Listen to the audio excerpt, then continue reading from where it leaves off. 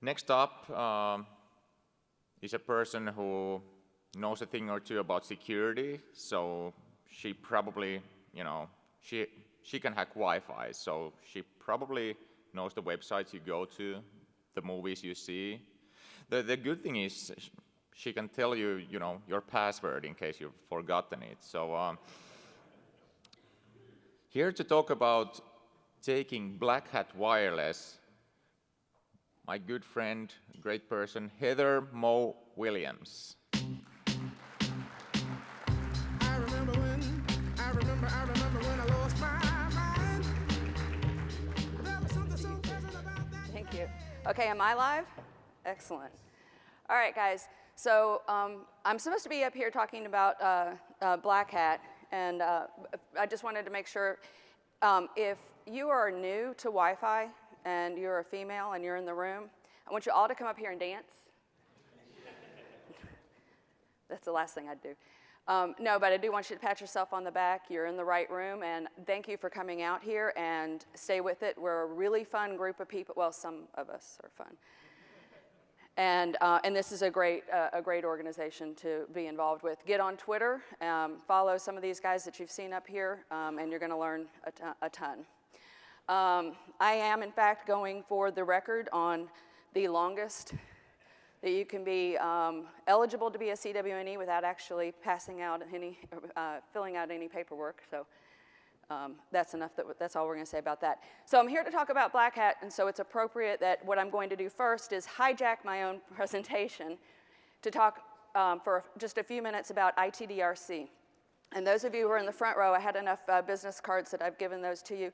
For those of you who are not familiar with them, take a second, write down the URL. You're going to be glad that you did. ITDRC is what allows us InfoTech nerds to become superheroes. You don't get to go to Comic-Con, but you can actually do some really good things. After a disaster of any kind, no matter what the nature is, anywhere in the US, these guys go in and using donated gear and 100% volunteer hours, we go in and rebuild networks in the communities and schools. Sometimes getting a school up and running is what allows kids to have some semblance of normality after a disaster, and maybe the only hot meal of the day that they're going to get. So we rebuild the networks for schools to get them back and going, communities. And then we also set up the networks for all of the other first responders. So if even FEMA, AmeriCorps, or Team Rubicon is a really big program, we go in and set up the satellite dishes, bring in laptops, printers, Wi-Fi, and set all that up. And so it's a very good organization to be involved in. They run 100% on volunteers. They run on a shoestring less than $100,000 a year. So even if you don't want to volunteer time, money is always appreciated. Gear. Right now, Ruckus is running a program that anybody who pulls out any old Ruckus gear, we will rehab it, do all the firmware updates and licenses. So it's a really good program. Really quick, I just wanted to show you what this is about. It's about moving zeros and ones. It doesn't got to be pretty, guys. This was a school in southeast Texas that was massively flooded, but thankfully access points usually live in an elevated position, so we were able to save the Ruckeye, pull them out of this building, and then put them down the road in a gym where the first responders were staying. And that connectivity was the first time they'd been able to get online and check in with family and friends and let them know how things were going. If you want to come out and deploy with us, you're going to get to up your troubleshooting skills like MacGyver. So this is one of our SEs in Puerto Rico. Everything from setting up the satellite dish or the MiFi backhaul. Your LAN doesn't work without a WAN. You also have the possibility of your own private quarters, as I got. And this is the guys' shower. The ladies' shower, I couldn't get a picture of it because we didn't have electricity in there, so it looked like something from The Shining. So those of you who know me may have been surprised about I've had fairly long hair and a ponytail for years. This is my Harvey haircut, because after 4 days with no shower, you'd cut it off too. And then this is just a gratuitous appeal for this is what we do. This was what Harvey did to Hardin County in southeast Texas. We covered an area with 48 volunteers from Port Aransas to Port Arthur, and then we had evacuees all the way up into Dallas and Nacogdoches. That's 120,000 square miles, which is larger than the state of Nevada.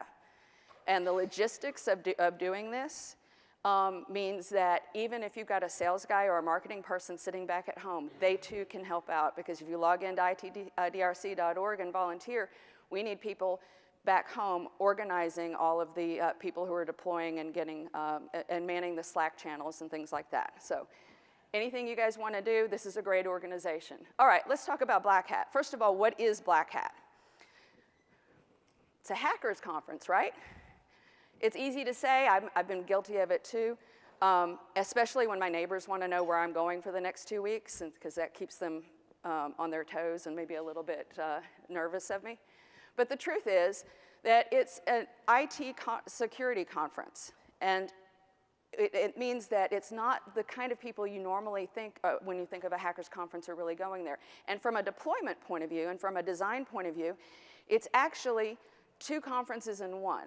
And the nature of the traffic and the amount of traffic that's traversing it changes over the course of the event. So there's 3 global events every year. The first one is in March in Singapore, because why wouldn't you go to Asia in monsoon season? But of course. The second one, and the largest one, is in the US, is in Vegas in July, August, for obvious reasons. And the third one of the year is in London in December. Once again, a hat trick for them on that one. But the first 4 days of the conference are trainings, like we do here. And the amount of traffic that we push through and the nature of that traffic is quite different than what you see on the last 2 days when it's just the briefing section. And we'll talk a little bit about that. But it means is that the smaller regional conferences are usually the proving points, proving grounds for what we do and roll out in the BlackHat USA, because that's really the largest one. In Asia, it's a very civilized environment.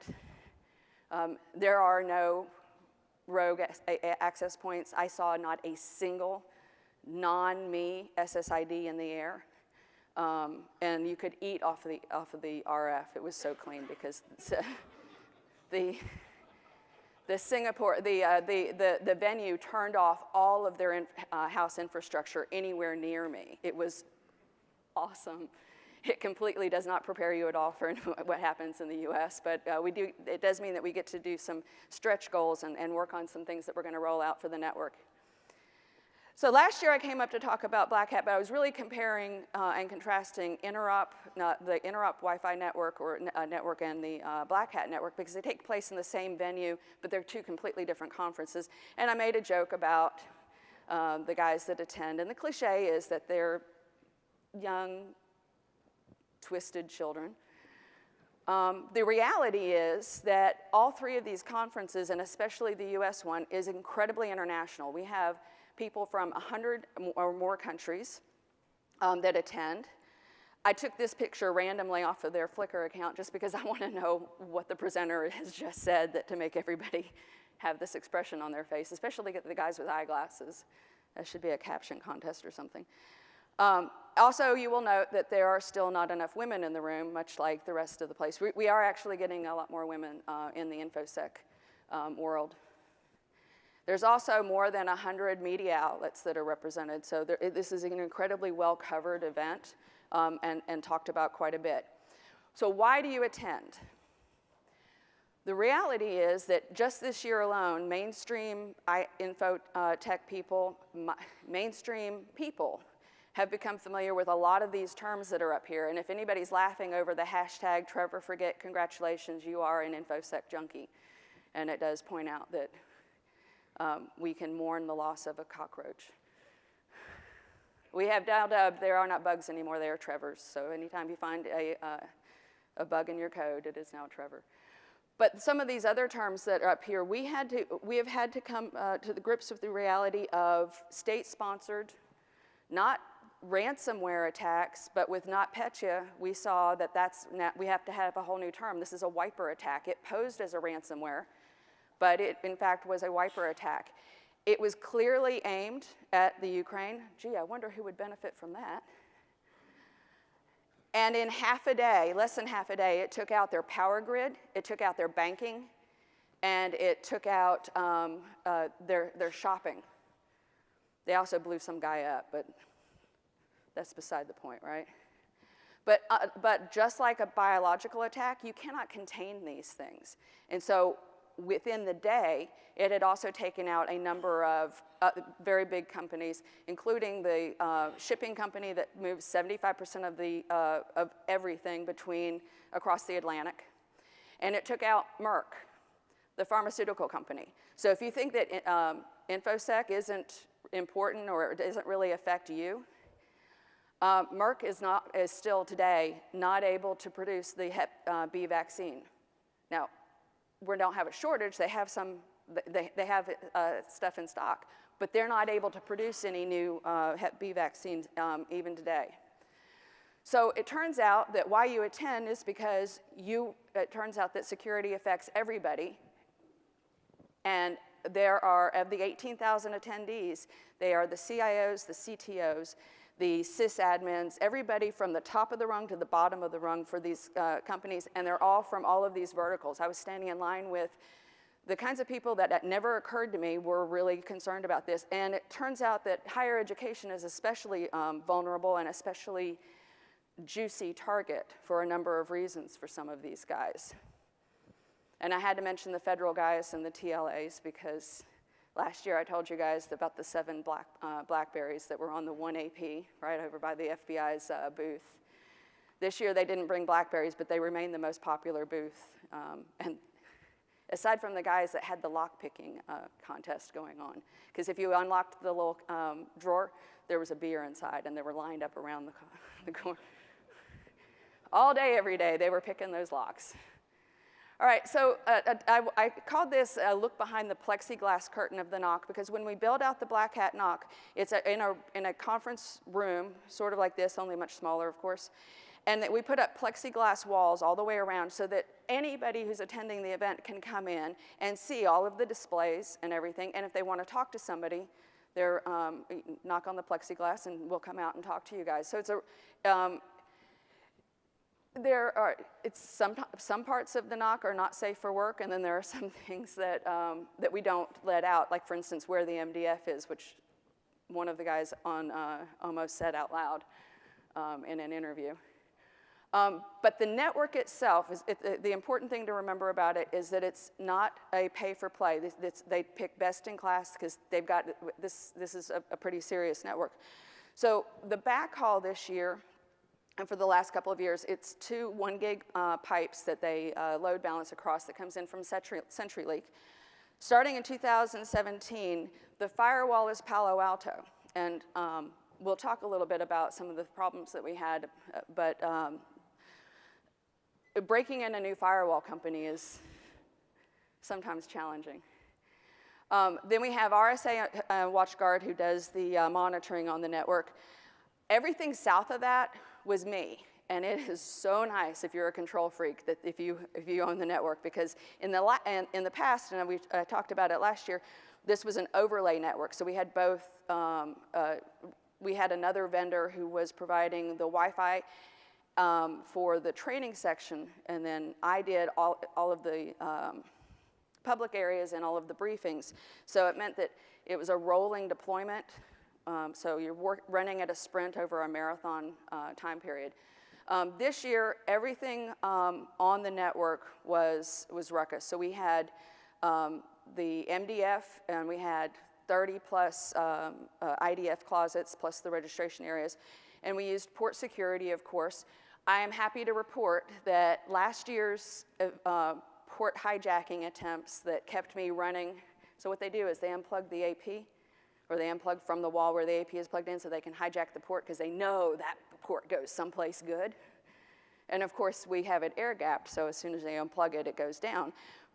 But it didn't stop them from trying. So last year, and they never picked an AP anywhere near the NOC, so I was running probably 20 miles a day at that point, because you got to go check look at the AP. I'm not gonna bounce the switch until I know that, you know, everything's okay. They were nice. They would usually plug them back in. This year, that happened almost not at all. I had almost no port hijacking, so they are becoming a little bit more civilized.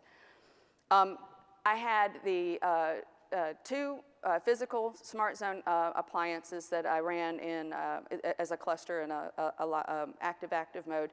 In the past, I've used both the virtual controller. Now, I have to have the virtual controller on site. I can't have it sitting in our sandbox in California, which is where I'd love to, because we're not going to open any ports inside the BlackHat network for obvious reasons. I was also able to get out all 120 access points that I had designed for, because I wasn't having to go in behind the Fisher-Price network that was that I had to do last year. And then the best part, and I'm going to come back to this one in a little bit. The RGNets has what they do not like me to call a God box, but and I'll tell you a little bit more about what they do. But they provide the network segmentation. So basically, they're giving me the ability to do per device VLANing on the network. And so for now the fourth BlackHat in a row, we have not been hacked. Don't say that out loud.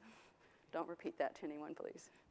But we have been able to not be hacked. But they did something for me this year that was actually really cool, and we'll talk a little bit about that. The SLA, this is very interesting, and you all are going to laugh at this one. First of all, in 2015, when I first went to BlackHat, this is all they asked. Don't get hacked. Really, that's all we want. The Wi-Fi, we told the attendees there'd be Wi-Fi out there. Really be nice if we did that. And you did an awesome job if we don't hear jack from anybody out there. That's it. That's all they wanted. I did have to do that rolling deployment, and so it meant that I think I literally passed out on the plane, 10 days later when this was all over with. And then because we coexisted with this other network. Now, just as an example, this is the second floor of the Mandalay Bay Convention Center, and probably comprises a good 50 or if not 60% of the geography that I have to cover. We're on 3 floors. But just as an example, everything in blue, and this is just a network diagram I did so that I knew what APs were going to be off of what IDF closets. Everything that's in blue, those were the training rooms. So they're, and on any given training day in BlackHat USA, we've got 60 to 80 classes going on the second and third floors. So the blue stuff is the trainings, and so there would be Fisher-Price access points in those rooms for the training parts. Anything that's in white was the common area, so I was responsible for covering that. Do you see a problem? Do you see a little bit of CCI there? And then the yellow parts were the meal areas, and so that was also me. And so I needed to cover everything that was in white and in yellow for the first 4 days, and then on Tuesday, so now I've been there already a week, Tuesday night was from hell. So Tuesday, 6 o'clock, the classes would end, Fisher-Price stuff would come out, and I now had to cover all of this.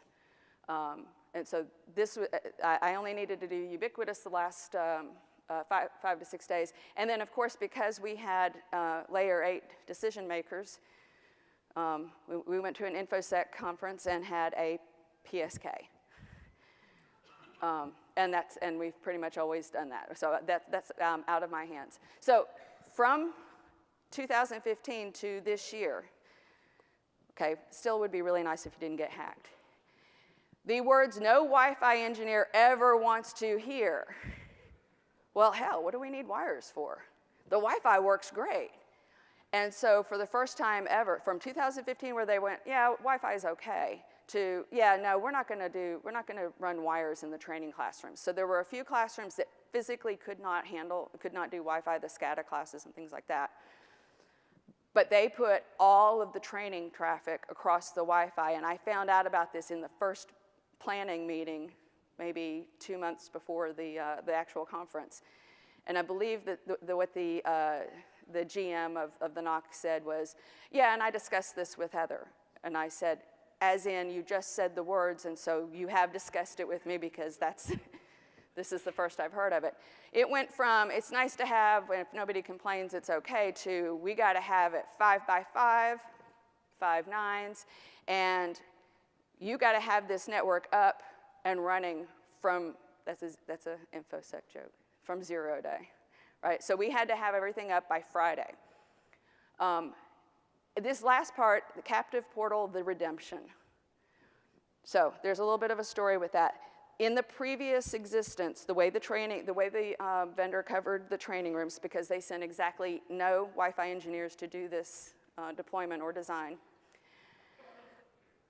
The problem is, if you're in a training room and you have 80 of them, and you look down at the badge that you're wearing and you see where you are, you want everybody in the training room to be able to talk to each other, because they may be sharing files or doing whatever. But you don't want them to be able to talk to classroom B or classroom C. So we have to have some network segmentation, right? So these guys' solution was, what are we going to do? Keith, what do you do with classrooms? 1 AP per classroom, a VLAN on each classroom, and everybody gets their own SSID. And I had 80, yeah, so. And on top of the like 80 SSIDs that are being broadcast everywhere, you still have the house infrastructure, because the Mandalay Bay turns off exactly nothing. And those are Cisco microcells.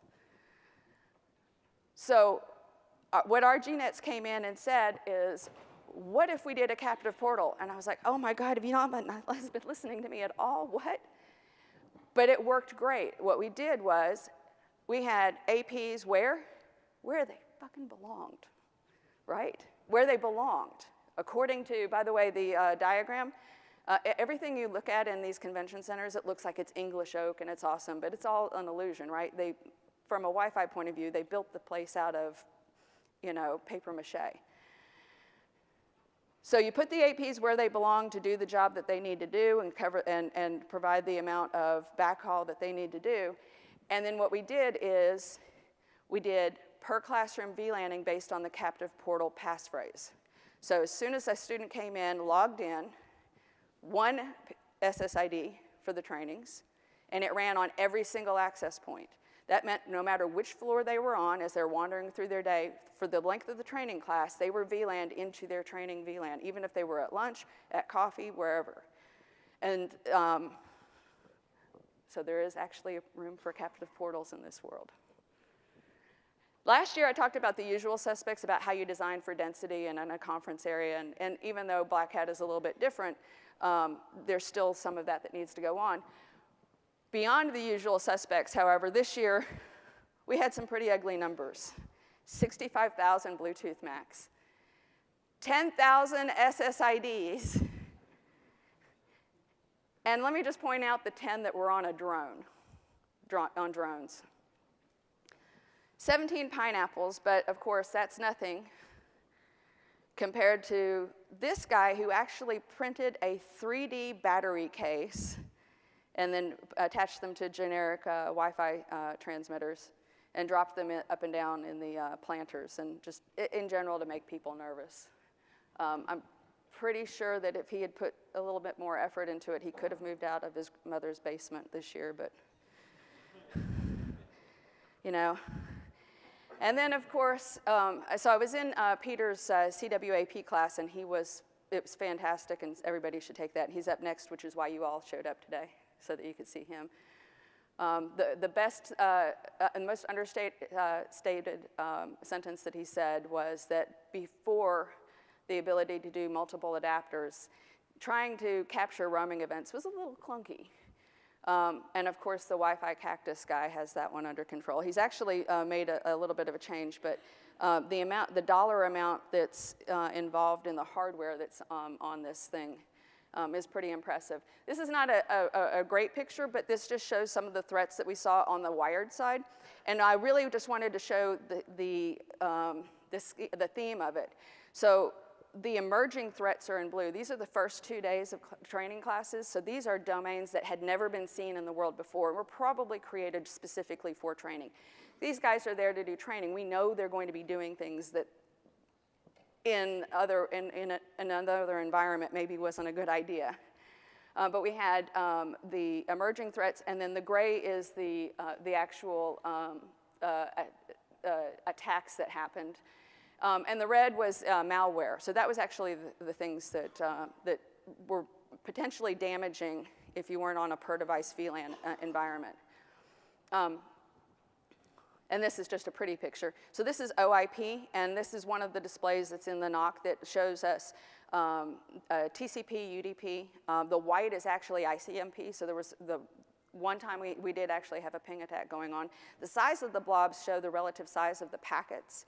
What you don't see here is that the source IP addresses are all coming from the wireless clients, of course, and they're headed straight at the gateways. And so we keep an eye on things like that. It is important to know that when you come to BlackHat, they monitor everything. I'm not an InfoSec person. I'm a Wi-Fi engineer. But those guys actually can see what you're looking at. So please do it off-site, because they stream it up on the displays. So security doesn't matter if your network isn't stable, and this is why we ended up coming in, and now Ruckus is the network provider from south of the firewall on. We got the network up live on Friday. This has happened in the history of BlackHat never. In fact, the best thing I can say about it is that on Tuesday night, remember Tuesday night from hell was that we've had for the last couple years? It turns out the BlackHat guys actually have a VIP party. I never knew, because none of us ever got to go. And all of the NOC team, I didn't, I was good, but the NOC team got to go to the party. So we were up 100% of the time. It's an interesting thing. We pushed 2 terabytes of data every single day during the training classes. And the spike was in the morning because these guys are downloading the VMs and things like that they're running. And sometimes those, that traffic is coming across a VPN that's all the way in London or something. The worst one was Australia, because the pipe coming out of Australia sucks still. This is the sexiest part. For the first time in the history of BlackHat, we had two mornings where we had network problems, and it turned out we had exceeded the entire backhaul. They had never done this because the network that they had before was flaky and intended to bounce. So next year, they're actually putting in a 10 gig pipe, which I'm just thrilled about. During the briefings, the last 2 days of class, the spike wasn't in the morning, it's in the afternoon, and it's at lunch. So I want you to think about this from a design point of view. The red areas are the briefing areas, it's also the training areas. The absolutely no RF attenuation areas in blue are where they fed everybody. They had 18,000 attendees that they pushed through in an hour and a half and got them to eat. And that's when these guys all got on the network. How many APs do you think I had in there compared to everywhere else where they could have gone and used the network? And so it's very lopsided. We pushed through more data during the trainings, but I had more APs to be able to deliver that. So it's a little bit stressful trying to figure out how to get those guys to do that. So the BlackHat NOC team, no Wi-Fi runs without wires. I have 3 badass switch guys that really came through for me. And if you ever, I call them out by name because if anybody ever needs something done from the Wi-Fi, from a switch point of view, these guys were machines, and they were funny too. All right, gratuitous puppy picture. For those of you who don't know that I've moved to the middle of nowhere, East Texas, these are my lake puppies. And that's it. Oh, wait a second, it's not it, I forgot. So if you're in the front row, you got ITDRC. Everybody wrote down the .org, right? Okay. So if you're not in the front row, you get the gratuitous puppy. Hang on. Oh! The first person who says I throw like a girl is going to get it.